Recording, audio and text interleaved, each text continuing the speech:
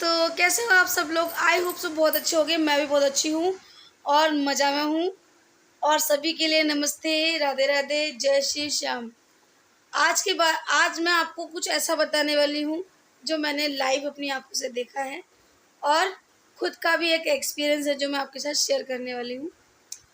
पहले तो मैं आपको एक चीज़ बताने वाली हूँ कि आजकल का जो इस टाइम पे टाइम चल रहा है ना, सबसे ज़्यादा उसमें जो हमारे बच्चे होते हैं, बढ़ती उम्र बढ़ रहे हैं, उनको उनके सामने जैसा भी माहौल होता है वो वैसा सीख जाते हैं बहुत जल्दी। क्योंकि अभी एकदम दिमाग से बहुत बढ़िया बच्चे भगवान भेज रहे हैं कि चुटकियों में सीखते हैं कि क्या कौन क्या कह रहा है। तो मैं आपको एक बात जो है शेयर करने वाली हूँ, मेरी गली की बात है। अभी कुछ देर पहले झगड़ा हो रहा था, बहुत झगड़ा हो रहा था। तो वो झगड़ा क्यों हो रहा था, पहले तो मुझे समझ में नहीं आया कि झगड़ा क्यों हो रहा है। तो झगड़ा इसलिए हो रहा था कि उन्होंने अपने जो माँ बाप थे उनको घर से निकाल दिया, मम्मी को और पापा को। अब वो उनको ये कह रहे हैं कि हम नहीं रख सकते, या मतलब लोग जब वो झगड़ा कर रहे थे, बहुत ज़्यादा चिल्ला रहे थे बाहर, तो लोगों ने बोला कि माँ बाप है, कहाँ जाएंगे। तो उनकी बीवी कह रही है कि तुम रख लो, फिर तुम ज़्यादा बोल रहे, तुम रख लो। भाई, मेरे को समझ में नहीं आता कि ऐसी लेडीज़ कहाँ से आती हैं।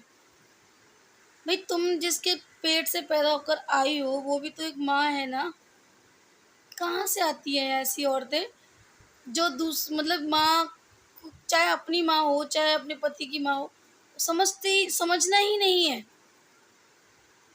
उनका ये कहना है कि अब हमारी ज़िंदगी है, अब हम अपनी ज़िंदगी अपने तरीके से जिएंगे और हमें इनका कोई भी इंटरफेयर नहीं चाहिए हमारी लाइफ में। वैसे मुझे तो बोलना नहीं था, क्योंकि मैं तो अभी अभी शिफ्ट हुई हूँ, तो मुझे तो मतलब नहीं है, यहाँ पे किसी को जानती भी नहीं हूँ। बट गुस्सा मुझे बहुत आया था कि मैं एक बार इसको बोलूँ कि तुम क्या बोल रही हो, तुम्हें समझ में आ रहा है। तो बहुत ज़रूरी है बच्चों को उस जगह रखना जहाँ तुम्हारे माँ बाप रहते हो। दादी दादा होना बहुत ज़रूरी है, क्योंकि बच्चे जो तुम्हारे सामने देखेंगे ना, वो ही तुम्हारे साथ जाके आगे करने वाले हैं। ऑलरेडी उसके भी बच्चे हैं, वो भी सीख रहे हैं, क्योंकि बच्चों का दिमाग बिल्कुल खाली कॉपी होता है। तुम जो उनके सामने करोगे वो नोट डाउन करते रहते हैं और बाद में उनको भी वही सब करना होता है। उनको आपकी तरह दिखना होता है कि बड़े होके मैं भी ऐसा करूँगा, या पापा ऐसे करते थे, मम्मी ऐसे करती थी। तो मैं तो बोलना चाहूँगी मेरे दोस्तों, मेरे फ्रेंड्स, मेरे जितने भी लोग सुन रहे हैं मेरी वीडियो को, अपने बच्चों को अपने माँ-बाप के साथ इन्वॉल्व रहने दो।